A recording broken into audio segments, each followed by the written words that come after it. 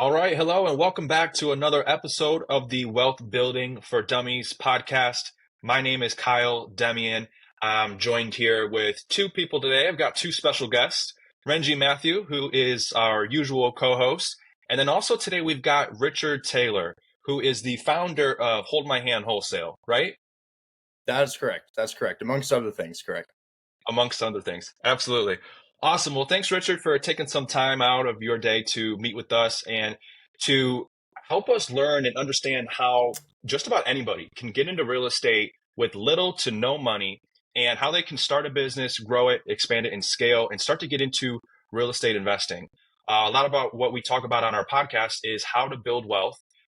We're teaching it for dummies. You know, we like to say by two dummies. And not to say that you're a Richard dummy, because I've watched a lot of your content and you know what you're talking about, but I like to say that, you know, we're bringing on an expert that can help you get into real estate and to do some creative financing options as well in real estate. So, Richard, if you want, let's start off by just like a brief introduction of you, you know, where you're located, kind of how you got started into real estate. And I guess let's start there. Who is Richard Taylor for us? Yeah. So my background is I've recently graduated college. I just graduated with my Bachelor's of Science in Business Administration from Oregon State University. I'm currently 22 years old. I live in Oregon, and my full-time job is I'm a real estate investor. And on the side, I do content creation and education and real estate software as well. So yeah, I'm currently in Oregon, and I don't know how much longer that's going to be the case. This morning, I had my offer accepted on a property in the hills of the Bay Area. So I'm going to hopefully be relocating back home where I'm originally from, to Oakland, California. Awesome. Perfect. And you said you went to college. You studied business, right? Business administration, that's right. Okay. How did you get exposed to real estate? Oh yeah. So I put myself in a lot of debt in college. I was trying various different business models, and I put myself into about $45,000 of credit debt via a private money loan. And I used the money when I was still getting lended to. I used it to drop ship on Amazon. I was drop shipping on Amazon. And I was doing that in like 2019 through 2020 when it was like still very feasible, but it started to change during that time as well. Restrictions came into place that really damaged the business model, and it just started leaking. You know, it was still running, but leaking. And I let it leak for a number of months, and it resulted in $45,000 of debt. So I remember, you know, very clearly just being in my bedroom, turning on the TV and scrolling through YouTube, just trying to find some sort of side hustle. And I saw a guy talking about selling paper. His name was Hamza. You can look him up on TikTok. I forget what his last name was, but he has a partner. His username is Paper Flipping Paul. But essentially, these two guys here were wholesaling real estate from their house that seemed to be rural. So they're doing real estate deals while living in this remote area. And I was like, that's interesting. It seems like this could be done from your computer. And I just sort of fell down the rabbit hole and consumed as much content as I could, made sure to take action, teamed up with a friend of mine. You know, we started working on it together. He was a bit of an accountability buddy for me, holding me accountable to this mission that I wanted to go on. And I did my first deal in October of 2021. And it was just like, wow, that shouldn't be possible. I just created a check out of thin air. I just don't understand. This is not what my parents have told me. Yeah, How'd for you sure. find that? How'd you find that first deal and everything? Was it all virtual you did? Yeah, so it was in Ohio. I actually have it if you want to see it. I framed my first deal right here. Let's get it. Yeah, absolutely. Yeah, so this is it. Somebody's trying to give me a call. Hold on, let me tell her I'm in a podcast right now. All right. Sorry about that. Yeah. No, you're good. This is the first check that I ever received. I imagine it's backwards right now. But it's for $2,750. And it's for a property 12005 McGowan Avenue in Cleveland, Ohio. So tiny little deal, $2,700. It was sitting on Zillow for sale by owner. The owner was not working with the realtor at the time. They had just listed the house. And he was I guess he was a pretty stern guy. I remember giving him a call. His name was Glenn Fagan. I don't know why I still remember his name, but his name was Glenn Fagan. And yeah, I got him like 10K off of his asking price, and I proceeded to sell it for like $2,700 higher than that. And the rest was history. My buyer, I still remember her name was Kelly Stumphauser. It was really interesting. We were just barely able to make the deal work. I had to cover some of the buyer's closing costs with my assignment fee, and a check just arrived in the mail, and I was just like, I don't even know what to say about this. This just doesn't make sense. That's That's awesome. awesome. So And how long so with, after? Oh, go ahead. well, I was going to say, well, you were going to ask something about that too. Go ahead, Renji. Yeah, I was just going to say, how long after that did you feel comfortable to start doing this full time? Or were you So already doing it full time at I that was point? in college. And I think that when you're in college, you're focusing on school, and college drives you towards all of these what I call resume building activities, especially business school. You know, it all the seminars that you attend, they say this is the type of person you want to become, and it's very clear that that's like working in a corporate office, and they're teaching you how to work in groups. You're building out your resume. They urge you to get at least 3 internships by your first 2 years of college. You want to have good reviews, recommendations from previous employers, just becoming marketable, becoming somebody who could be marketed on LinkedIn. That's really what it comes down to. Having a really impressive LinkedIn profile is, I would say, 50% of college. It's especially business school. And well, I'd say for your undergrad, that is. And I just sort of fell into this for the first couple of months of college. I was like, yes, I'm going to be on the dean's list. I get an internship at a baseball team, doing some office work for them. And then I realized, I'm not very good at school. Like if I try really, really, really hard, I can get like a 3.5, 3.6 GPA, but I'm just trying so hard right now. And this is taking up all of my energy. So I let my grades kind of slip. I kind of just committed to B's, C's, and A's in the classes where I could get them. But that meant I wasn't going overboard on my studying. I did for the first 1 to 2 years, where I really made sure to study for all of my tests on classes that I knew I couldn't pass. Like if I was taking a calculus class in college, obviously your only way to pass one of those in person is to do a lot of studying. But after that, when I was done with all of my math classes and science classes, and it was just business related, I was getting like 82% in class. I was getting like 85%, sometimes 79%, just not really good grades. And I used that time to just constantly consume real estate content. And I think everybody in college, well, I know everybody in college is in the same position. You're not really paying for life yet. You either have deferred student loans or support from your parents.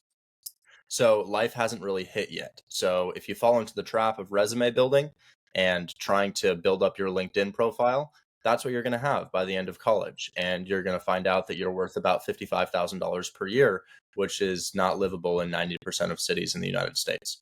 So a lot of people fall into that trap. The anxiety hits them about 5 months before they graduate college. Holy shit, I've literally just been doing what other people have told me to do my entire life. And I sort of got stamped as I'm this person. Somebody asked me, immediately I default to I'm this person because other people have told me that I'm this person.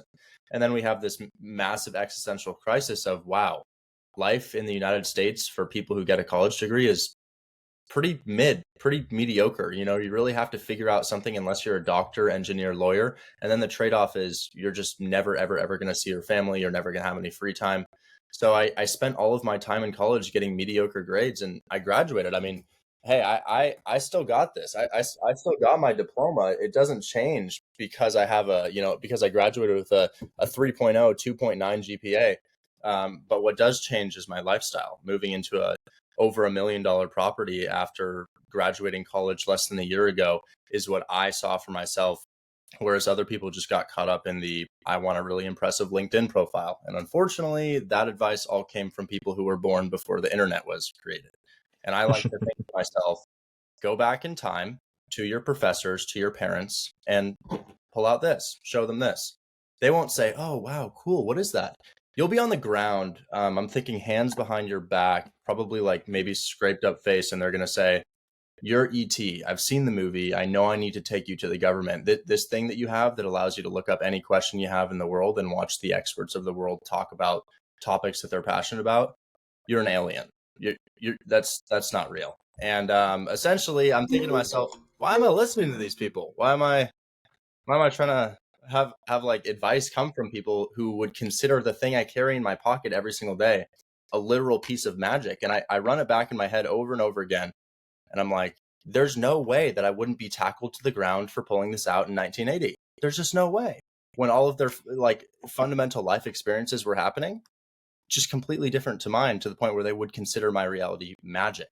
So I'm like, nah, I'm not. I'm honestly just gonna ignore what you're saying, and I'm gonna listen to YouTube people. Sure. That's so funny you say that, because I clearly remember like third, fourth, fifth grade, us having to do math tests, and we get introduced to calculators and like, hey, you can use this, just not during your tests. You got to memorize this. And their reason was you're never going to have a calculator in your pocket in the real world. And now, yeah, fast forward 20 years, and yeah, we not only have a calculator in our pocket, we have a camera and a search engine that we can look up any single question in the entire world and probably get a million different answers, but we can find what we're looking for in a split instance.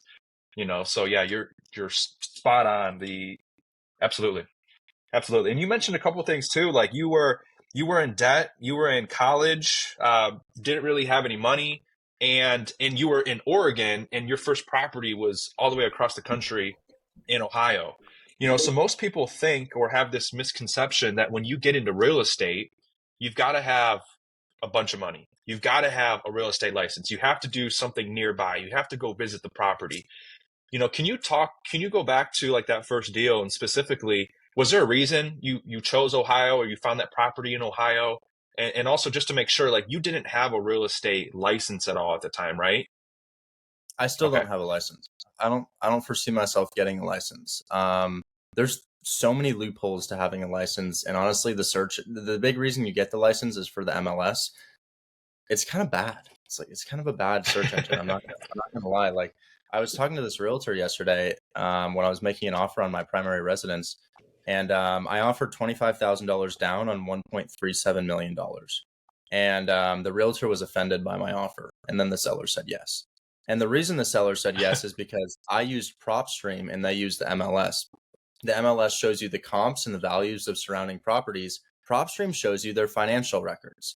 I saw that this person was over leveraged financially, and I was like, I don't need to offer you shit. You'll say yes if I just offer to take over your headache. Realtor was offended not having my tools, but my tools told me what was going on inside of the seller's head. And because of that, we got the offer accepted.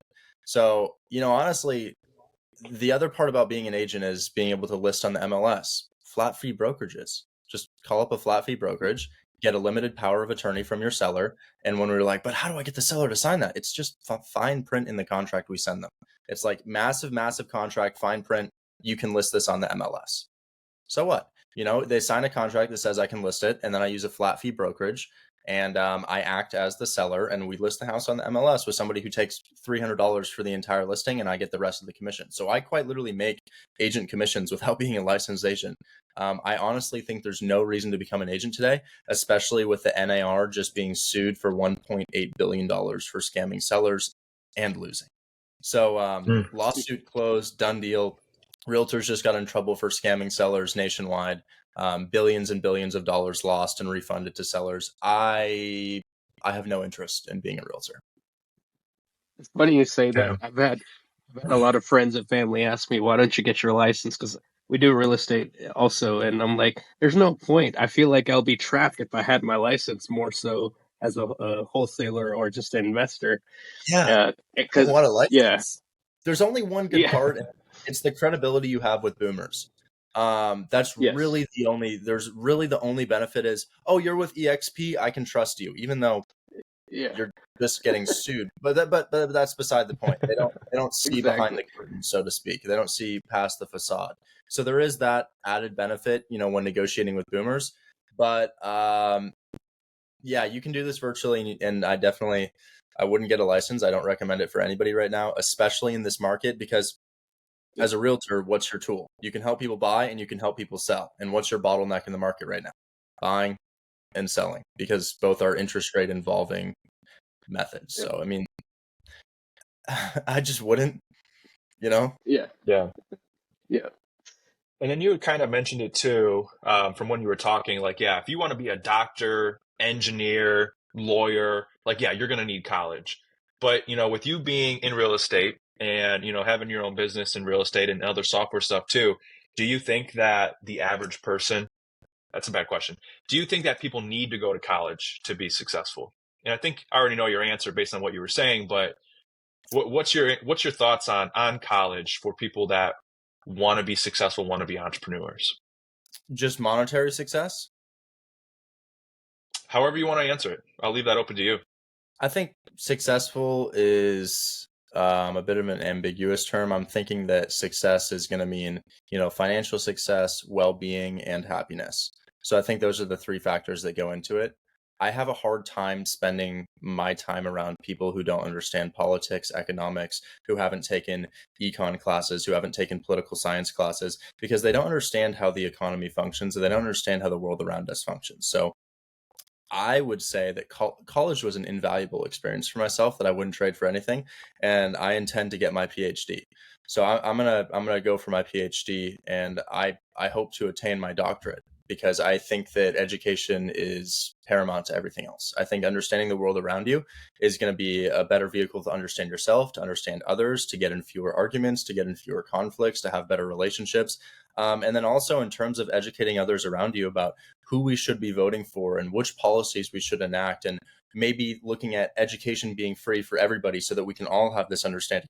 Because I think it's really, really difficult to get an education now when it's going to cost you like $120,000 for a 4-year education.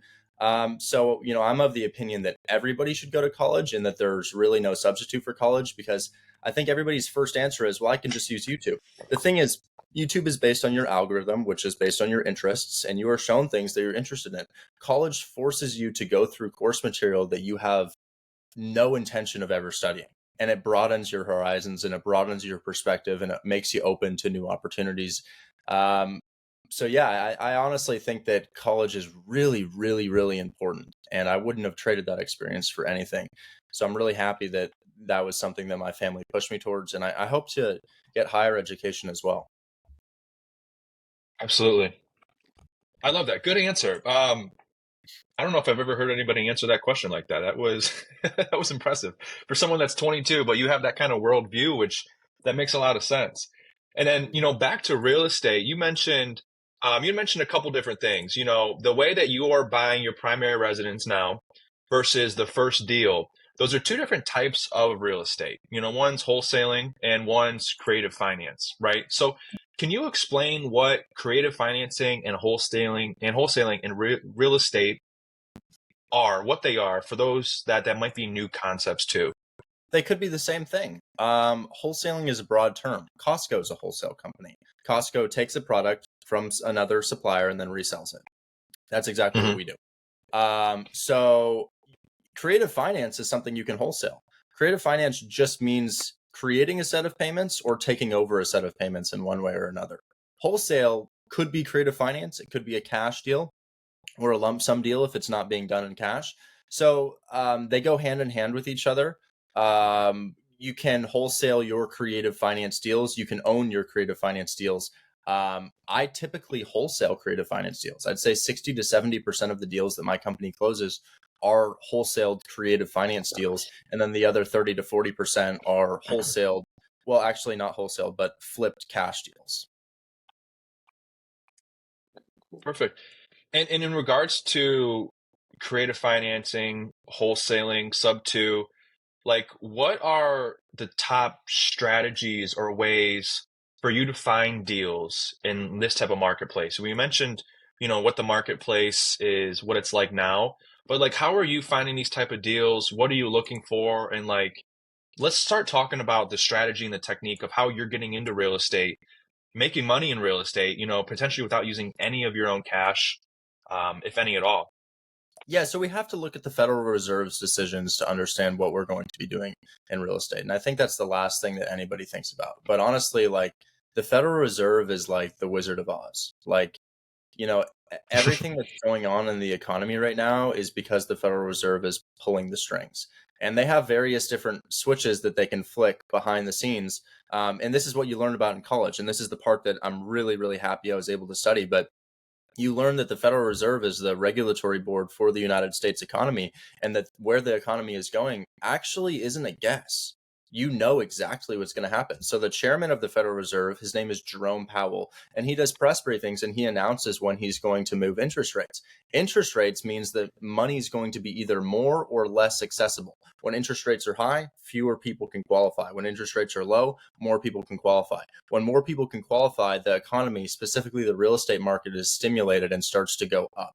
Right now, we are in an extremely unique time, as I had said before. Essentially, interest rates are higher than they've been in 25 years. And in my opinion, if you're using a little bit of relativity, interest rates are higher than they've ever been. So in the 90s, we did have 12% interest rates. We did have 13% interest rates. And people make the point, especially older people, well, your interest rates aren't so bad. Back when I was your age, we had 13% interest rates. So you need to calm down. You need to understand that interest rates affect principal.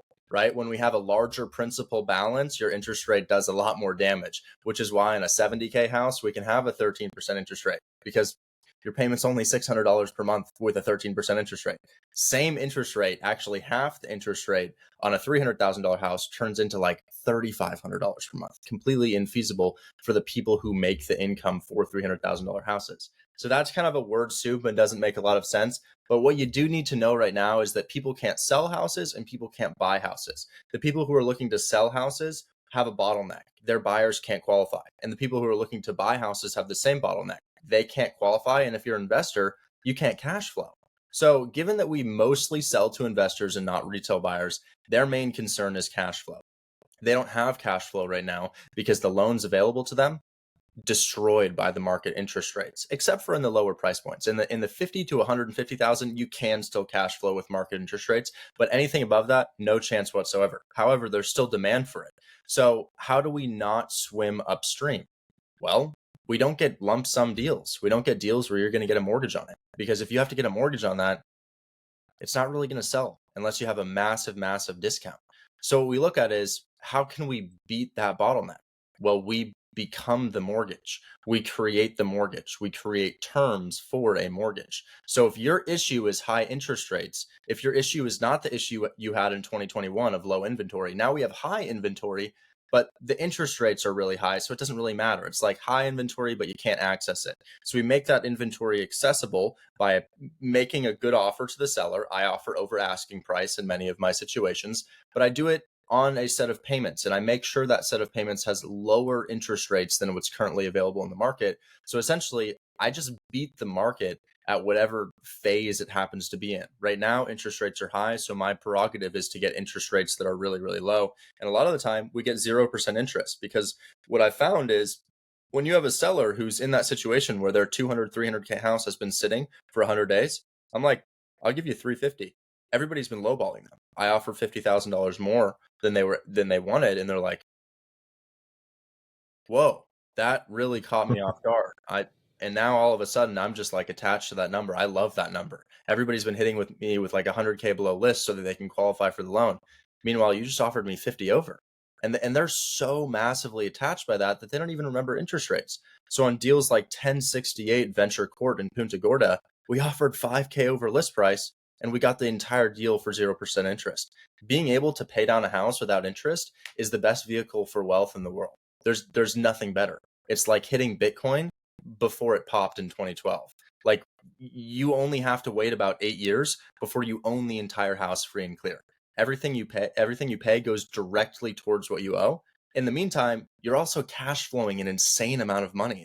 So you're getting paid to own the house. We get the house for next to $0 down in many scenarios, and then we pay that down with 0% interest. And then the thing is, if you can't afford to buy that house and you don't want to own it, fine, sell it for $25,000. So that deal that I just mentioned, I made a call and $25,000 got wired into my bank account. So you did creative financing and then you wholesaled it to somebody else. All the time. That's most of what I do. For sure. I own creative finance and I wholesale creative finance. And honestly, it's like, if you don't understand creative finance, I'm kind of like a music nerd at the same time. I'm really big into trumpet. I play in a jazz band, but if you've ever played an instrument before, you can convince people that you're good at it if you just memorize something. Like if you memorize a song, if there's any instrument you've played and you memorize the song, people will be like, oh, wow, he's really good. You know in your head, though, that, oh, I just have that memorized. I can't actually create music. But when you have your scales memorized and you know the fundamental behind it, which is creative finance, you can produce a solo, and then people are like, holy shit, you're next level. So I would say like understanding just how to make an offer, like a lump sum offer, is very surface level, and it's kind of like you don't really understand real estate, and that's the boat that realtors are in. And then when you understand amortization schedules and interest rate and cash flow and cash on cash return and internal rate of return, like it really, really clicks. And you can start building amazing vehicles for wealth where you can take down the best ones and you can wholesale the ones that you're not obsessed with. That's all. So do you own your own properties too, or do you just do wholesale altogether? Okay. Oh yeah. And I just before this, Mm-hmm. before this, I get a text from a realtor where I made an offer $25,000 down for a $1.4 million house. The sellers accepted my offer. That's creative finance, and that's going to be Yeah, my primary residence. So I looked at that's it, I'm awesome. like, $1.4 million. They're going to ask me to put down about a quarter mil.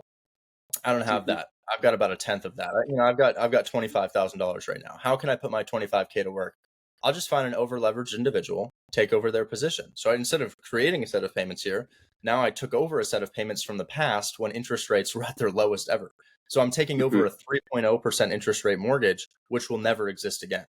So you can also take over mortgages using creative finance. And this one's so good. I'm just like, I need to live in this. I was never calling for investment purposes. I was just like, let me call some people who have big headaches right now and see if I can take over their headache.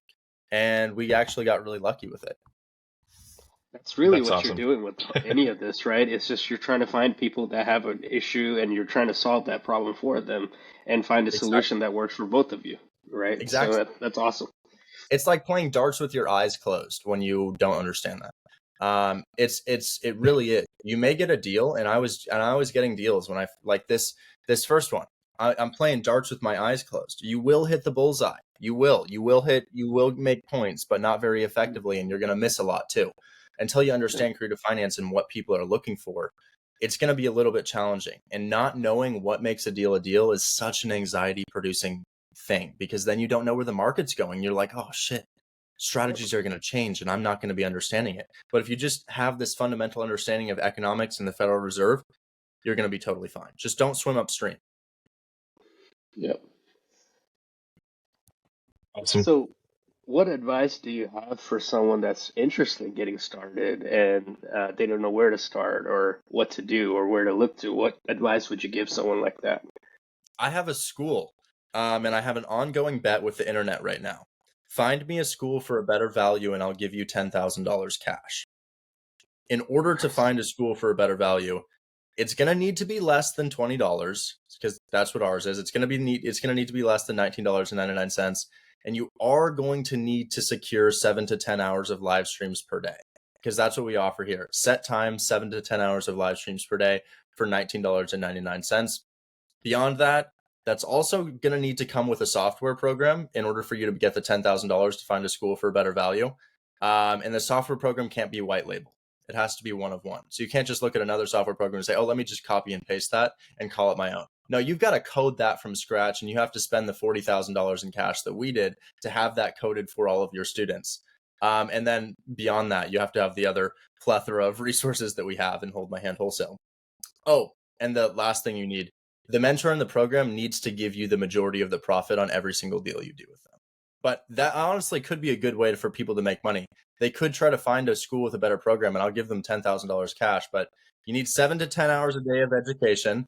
7 to 10 hours a day of education. You need a one-of-one software program, and then you're also going to need the school you're in to give you the majority of the profit on deals that even they find for you. So I have a student right now named Thomas Allen. He joins the group. He says, Richard, can you find me a deal? I say, sure. I make a single call, get a deal, sell it for $7,000. He keeps the majority of the profit. He doesn't even know the address of the deal that he's doing. He That's doesn't even awesome. know. He just has no idea. So I have an ongoing bet. If somebody can find a better way to get started in real estate, I'll give you a lot of money. But honestly, I'm not too worried about losing that bet.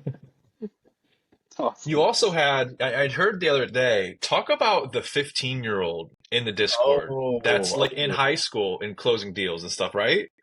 I won't just talk about him. I'll leak the address and the entire story of it and his name. If you want, actually, do you want to share your screen and we can kind of go over it together and break down why it's a deal, how it worked, and let's do that. Let's do like a case study.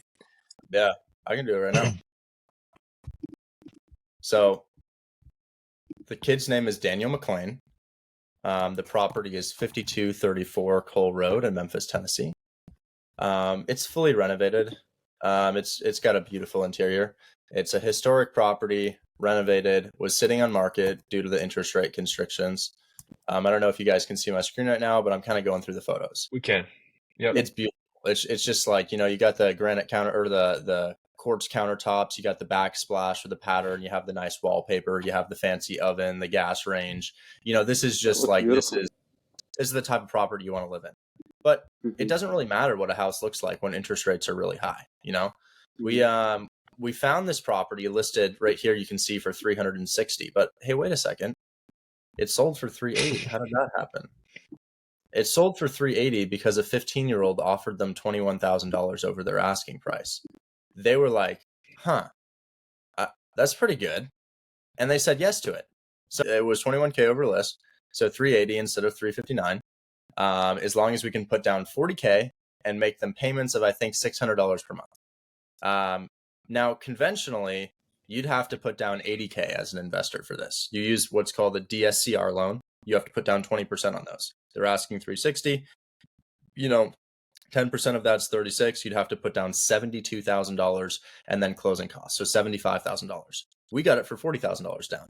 Furthermore, they got distracted by our offer and didn't think about interest. So they sold their house without interest. Keep in mind, if you pay for this property with interest over the course of 30 years, what would you guess you'd pay for it if you were to buy it for 360? Like you get a loan on it, you buy it for 360, 30 years is what it takes to pay off your loan. How much do you think you've paid at market rates? Probably 700,000. That's a decent guess. Yeah. 880,000 is the exact figure. For about a 300K house at market interest rates. You can plug it in. Just plug in market interest rates, 30-year amortization, put a 30-year balloon on there and see what you paid up until that time. It's going to be about $850,000 to $900,000 at market interest rates. Even if you refinance it to lower rates, it's still going to be $750,000. So I offered them 20K more. And because of that, I saved about $500,000 over the course of a 30-year period of time. So it turns out that this property had major issues to it. It was lipstick on a pig. Sure, it's renovated, looks really nice. Well, it has termites and a gas leak, hazards. Doesn't matter though. Doesn't matter. Because we got such a good deal on it at 0% interest, we were still able to sell it with all those issues. That 15-year-old, we ended up selling his deal for him for $5,000 and he kept the majority of it. So as a freshman in high school, he had $3,000 just pop into his bank account month one of Hold My Hand Wholesale. And this is an inner city kid. We're not talking your A+ student. This is an inner city kid. And he killed it. He made the call. He had the confidence, got a 0% interest seller finance deal, and we sold it for $5,000, even though it was 21K above list price, had termites and a gas leak. So that's that's a tiny little deal. Like when we do a 5K deal, I'm like, that sucks. That's terrible. Much like my first deal here. But when that's your first deal, and when you're a 15-year-old and you structure 0% interest rate mortgages at 15, I mean, shoot, I don't even want to tell you where this guy's going to be at 18. He's going to be crazy places at 18, though. For sure. That's awesome. For sure. That's awesome. And so that property, it looks like they listed it in September, right? So the property was probably on the market for a couple months without anybody being able to qualify, without anybody probably wanting to buy it due to the termites and you said the gas leak as well, right? So this was They would have loved to buy it. This was not disclosed by the seller, and it came out during our inspection. They would have loved to buy it, but buying a property is not a desire anymore. It's like, can I or can't I? In 2008, it was a desire. If you wanted a property, you got a property. The bank was just like, yes, here you go. Good. And then they started bundling subprime mortgages with ARMs, meaning adjustable rates, and the entire economy crashed. So now that was kind of like the 9/11 of real estate. So now we're in a position where people can't just get qualified. You really have to show the income to qualify for a property. Now you may be wondering, but wait a second, You just told me you bought a $1.4 million house in the hills of California. How'd you do that? Well, there's no qualification with creative finance. That's one of the beauties of it. I just signed my name on the line and we're good to go. So my qualification is my ability to talk to them on the phone. But here, you have to qualify for this. So I'm sure people love that house. I'm sure they'd love to get it. But just very simple math can show you that that's not feasible. I'll share my screen one more time and I'll show you why it's completely impossible. People need to see the bigger picture here, and they just don't see the bigger picture when it comes to this stuff. So take your address, right? It was listed for $360. We're in Memphis, Tennessee. We're going to copy and paste where it is. And then we're going to say median income. How much do people make here? Uh-oh. People are making just about $40,000, $48,000 a year in Memphis City, and then $59,000 a year in Shelby County. And then as a couple, you might make $91,000. Okay.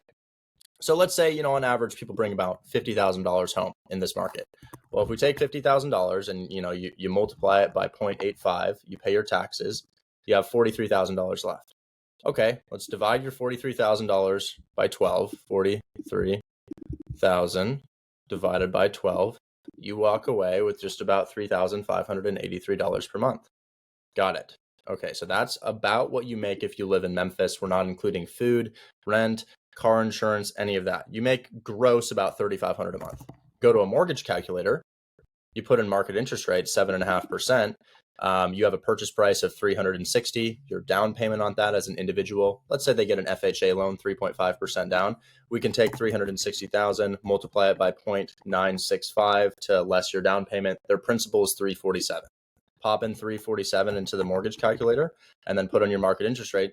That's $2,400 just on principal and interest. A mortgage payment is principal, interest, taxes, insurance, HOA. This is 2 parts of a 5-part mortgage payment. If we stack taxes and insurance on top of it, taxes and insurance for this property, probably another $400 to $500 a month. You've got about $250 in taxes. You've got about $200 in insurance. So on this, you're paying $3,000 a month. Dog, you make $3,500 a month. What about food? What if you have a family? What if you have kids? What if you have a car payment? What about Wi-Fi? Wi-Fi alone and your phone bill alone is going to be another $200. What are you eating? Mm-hmm. I mean, shoot, if you buy a big bag of rice, you might be able to make it work. But unfortunately, that's not the reality, because the bank is going to look at your W-2 pay stubs and say, this needs to be 40% of your income, and it's 90. We can't approve you for this loan. So I'm sure people would have loved to. They just don't make enough money to do so because interest rates are damn high. I'm so glad you went through that, because that makes people, the watchers watching this podcast, they might not be able to analyze all the numbers and stuff like that, but it was really cool to that you went through that process. It's people need to understand how to analyze those things, right? So that you can be better than what else is being offered. So that's awesome. So rates need to be about 5% in order for people to qualify. They need to be about 5%. That's where they were about a year and a half ago. They need to come back down there, but you have market cycles. So, we're going down to probably 6.5% by the end of this year. You're still fucked. I don't care. You're still fucked. Like you still can't qualify. It's going to be another couple of years before people can qualify. And then new strategies will arise when rates come back down to 5%, and we'll be able to start flipping houses again, which has been dead for the past 2 years. Mm-hmm. That's awesome. And just to let's keep working with that same deal, because obviously we understand how it makes sense as an investor to purchase it, why you don't want to go the conventional route, not going to make sense. Plus you're getting, like you said, a property now for 0%.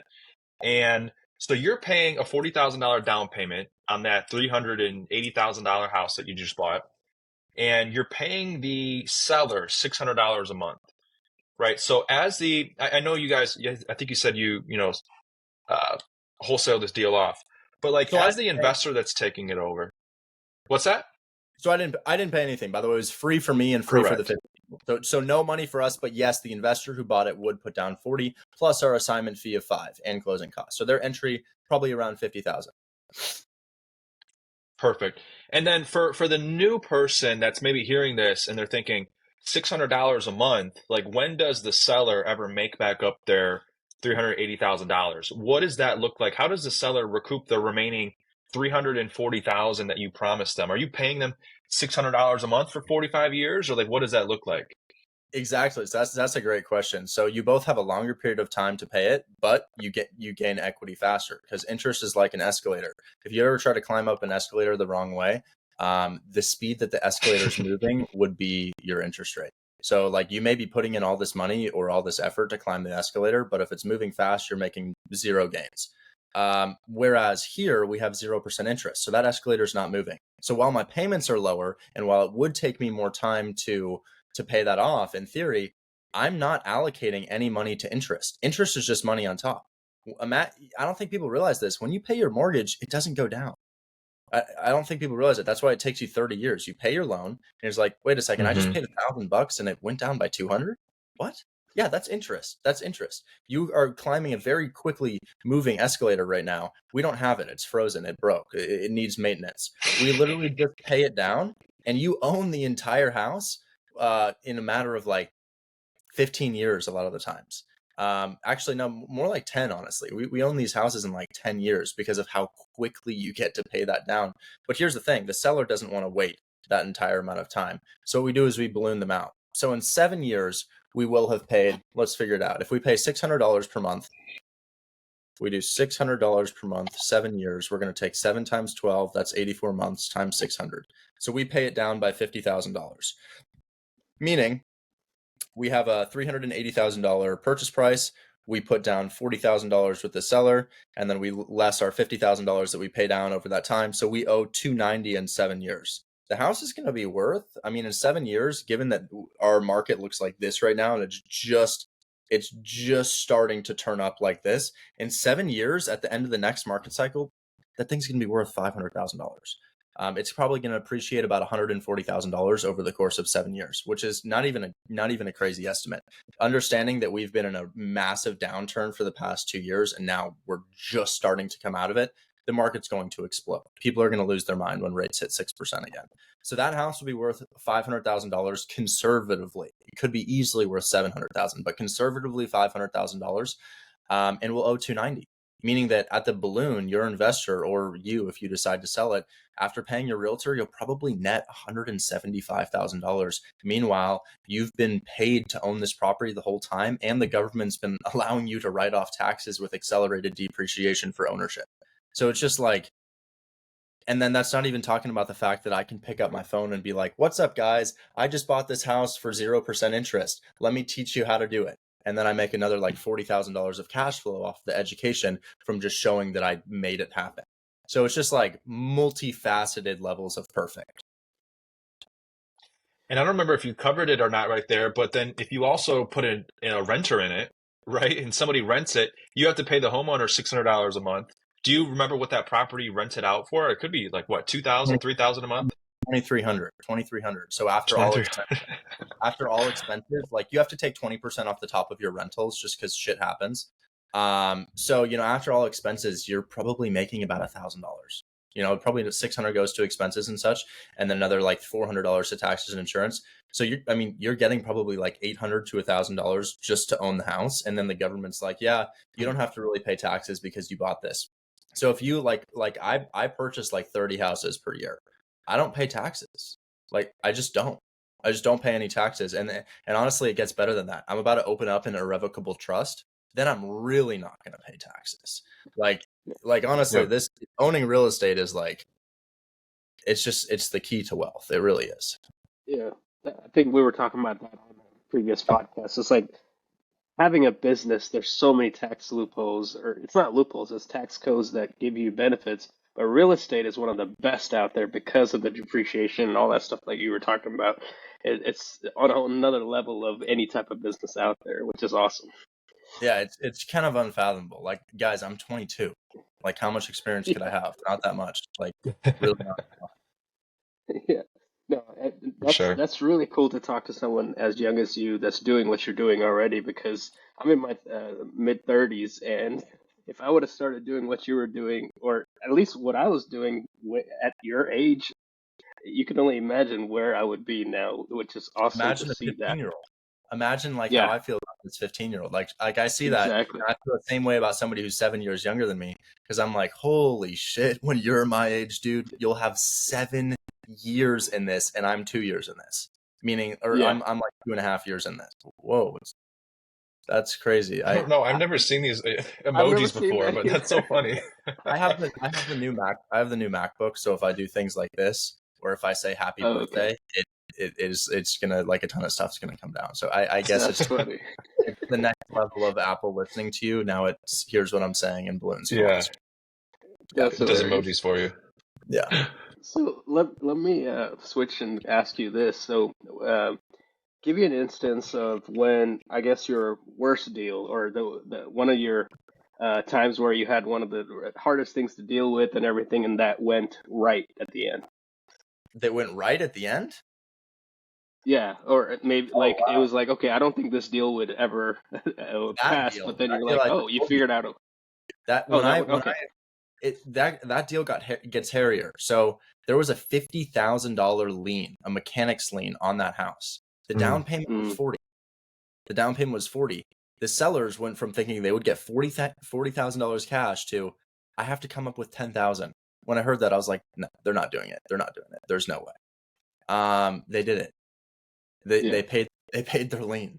So I was like, when I found my TC calls me and she's like, termites, gas leak, $50,000 mechanic lien, 15-year-old boy. I'm like, Yeah. it's done. It's dead. Yeah. They paid it. They paid it. They ate it. So honestly, that deal. When you said That's worst crazy. deal, I was thinking, maybe a more dramatic story is, I was about 20 years old. I was doing this deal in Atlanta. I forget where it was, somewhere nice area of Atlanta, like 500K house or so. I got a buyer, $50,000 assignment fee, and I'm like losing my mind. But I didn't understand like how to transaction coordinate at that time. I didn't understand how to follow up with the title company, asking the right questions to make sure my buyer was legit. And my buyer was also a lawyer. He was a lawyer, so I just had all this trust in him. Like, oh, you a lawyer? Wow. And on the day of closing, he dodges all of my calls, and so does his partner. I call like *67, like I'm a little kid, trying to prank call somebody, and he picks up, and he's like, "Oh yeah, man, no, we were never closing on that." And I was like, "We have a contract right here saying that we were gonna, and you're a lawyer." No, no, man, you're new to this business. You gotta understand that that's not how this stuff works. And I was like, I'm literally reading it here. And then he hangs up on me. Okay, I call his partner. He also dodges all of my calls. Do the same thing. He picks up.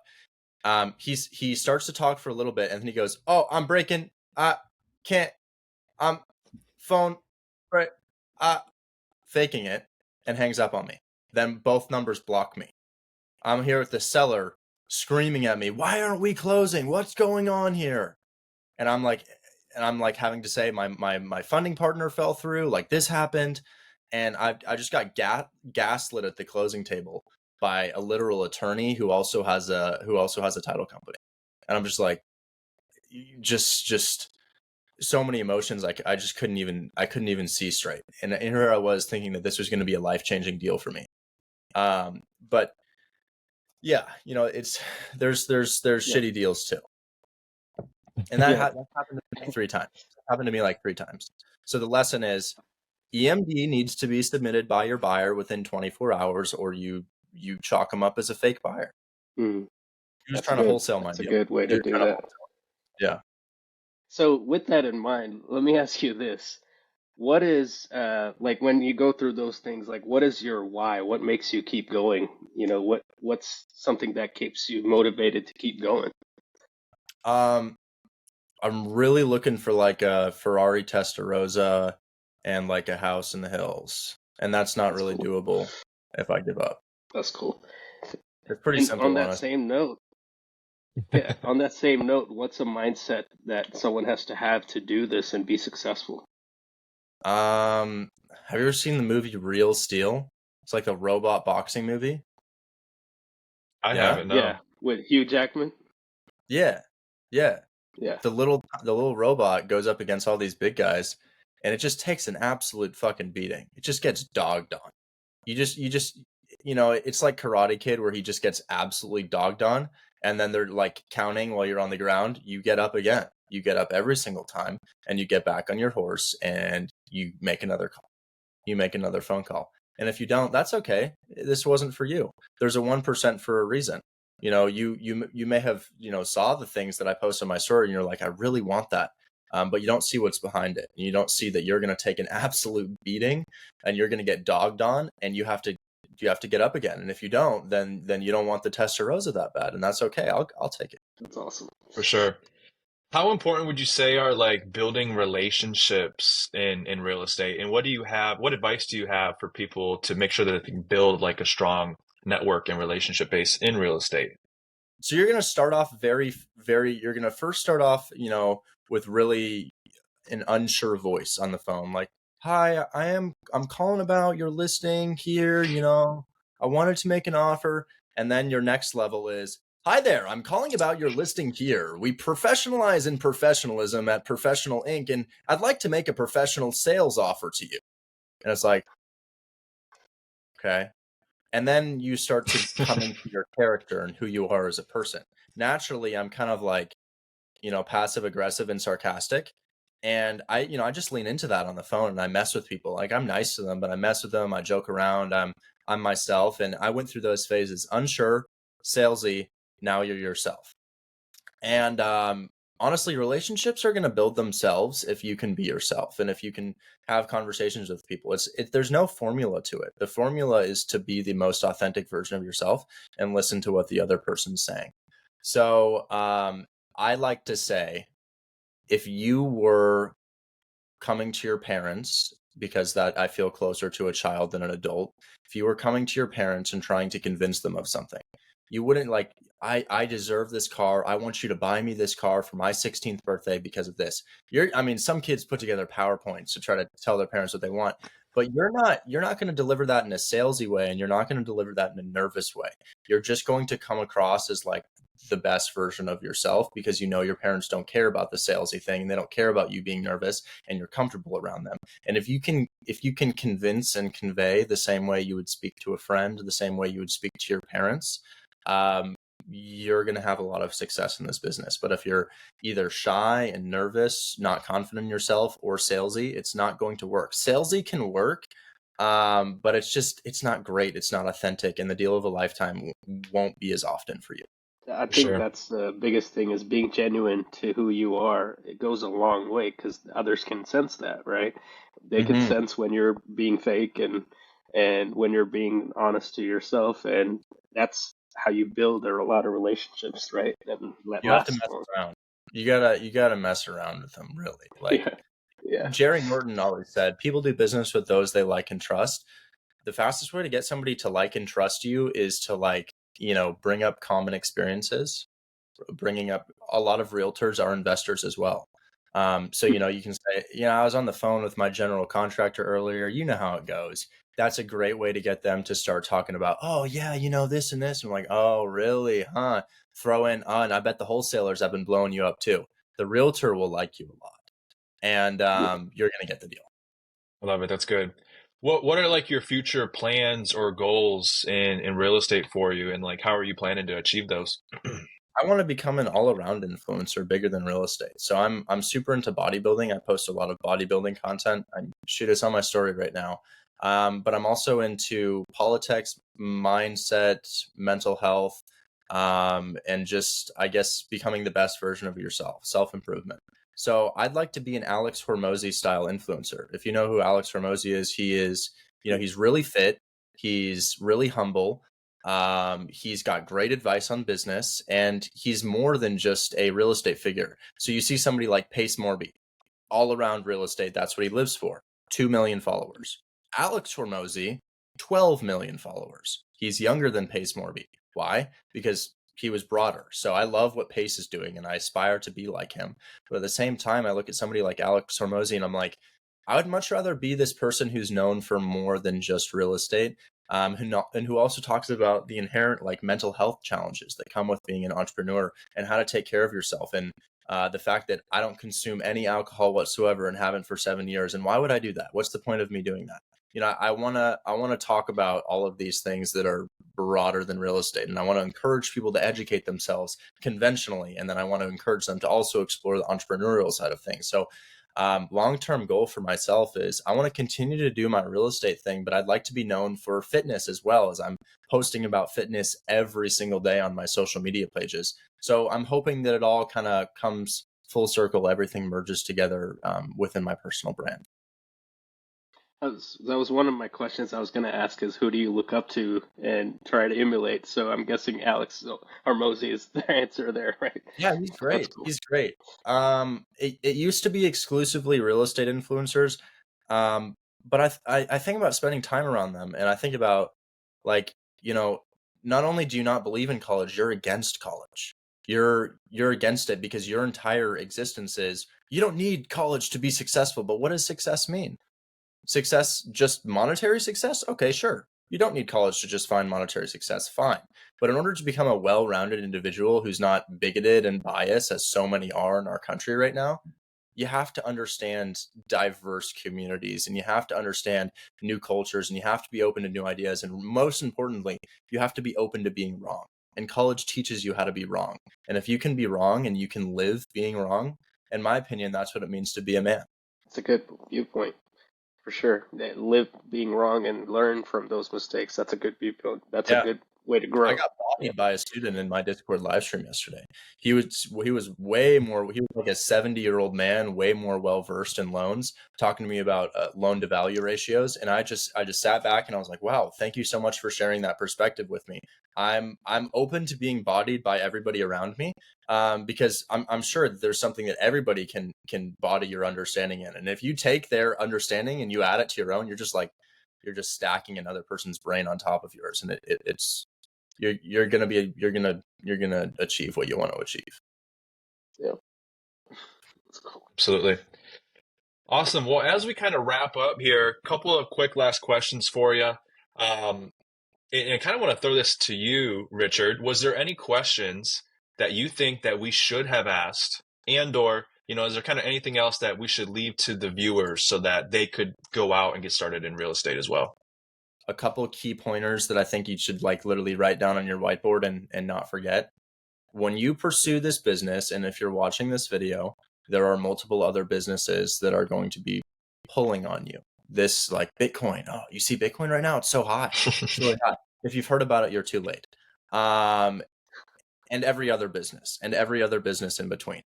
They all work. They're all great. Pursue one of them, but you can't think about anything else during that time. So the most common mistake I see people make is, oh, I tried this for 2 months. Maybe I even did a deal.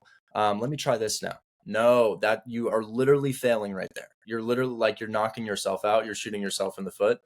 You have to be a master of one or master of none.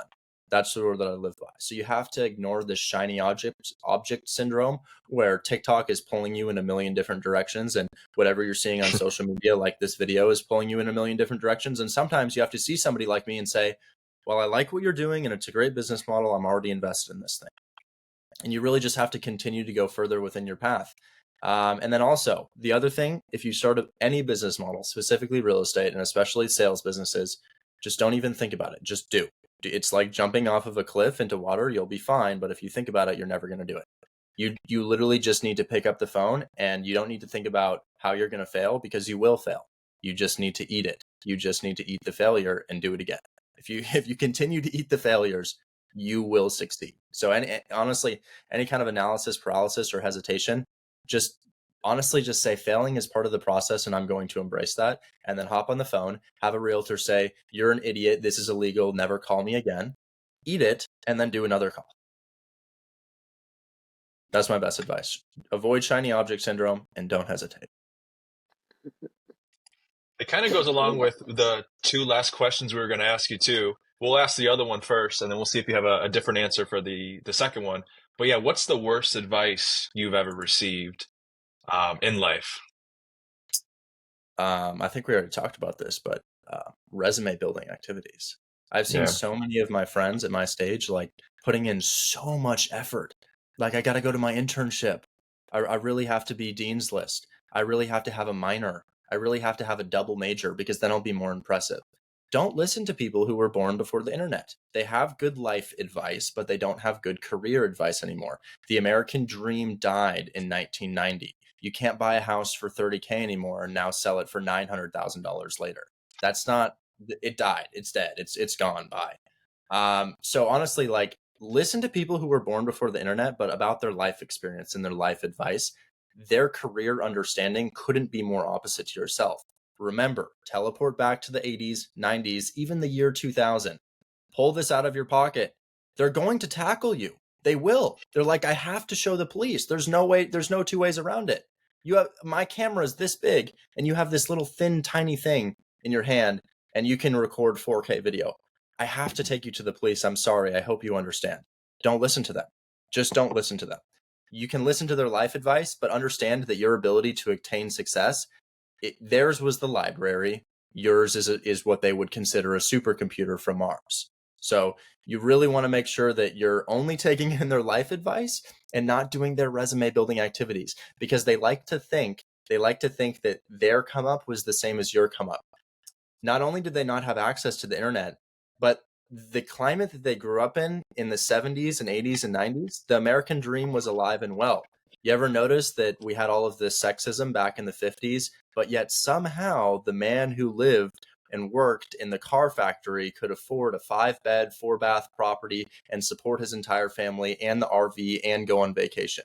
Why is that? The woman didn't work. She conventionally stays at home, but in the 50s, on a singular income, I own a house, I have multiple cars, I can go on vacation. No. And that was without a college degree. These are people working in Ford. People who work in a Ford factory have their own house, have their own car, have their own financial freedom. And that was the American dream. And unfortunately, for the middle class, it's dead. It is alive and well for entrepreneurs. For entrepreneurs, it's alive and well. But that American dream for everybody that the government likes to sell you and that college likes to sell you, it's dead. It's not going to happen again. Inflation has gone too high. Housing has gone too high. Income has not gone up by the amount that it needs to.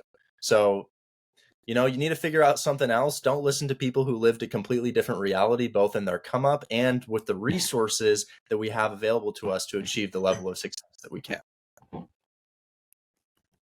Great answer.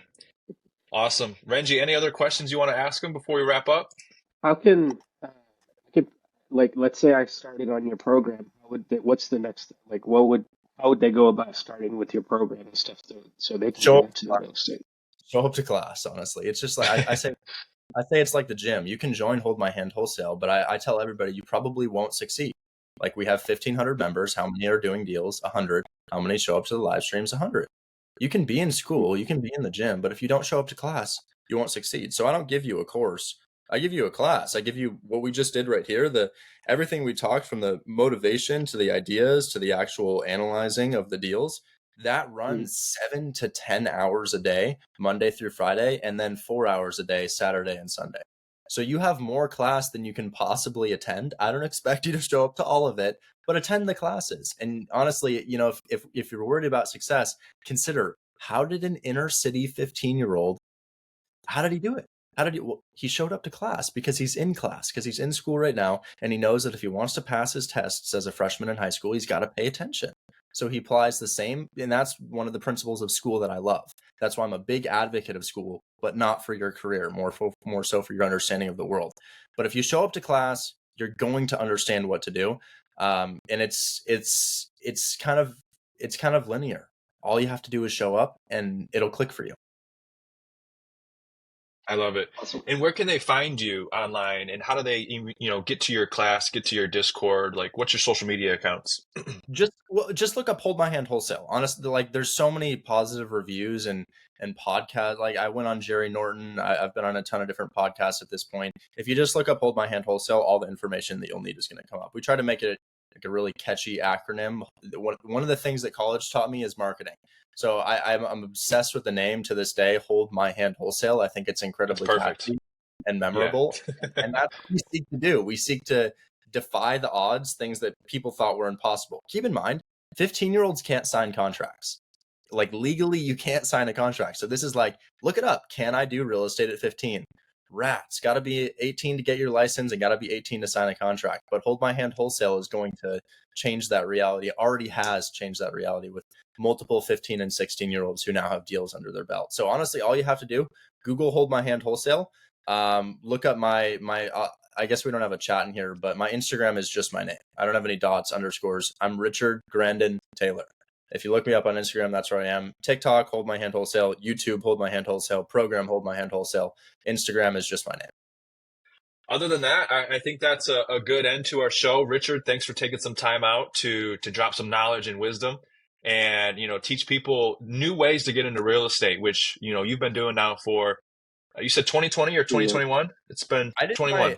it really hasn't been that long. I did my first deal at the end of Yeah. 2021, which is kind of crazy to think Awesome. about. So I Yeah. really have not been in it that long, and I don't think I have the experience that other people like Pace Morby and Jerry Norton do. But I think what I bring is the perspective of somebody who just started. And I understand For what it sure. feels like to have all of these, like, okay, creative finance, wholesale, interest rates, assignment fees. Okay, I see all these things. I just don't know how they fit together.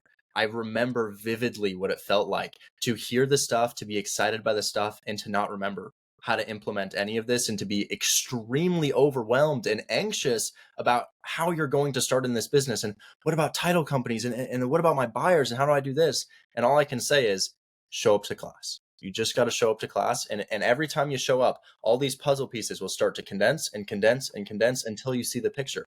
So you got to think about your brain as this unorganized puzzle. The way that you get it organized, the way you put that puzzle together is showing up to class. So I know what that feels like, and we seek to solve that condition and Hold My Hand Wholesale.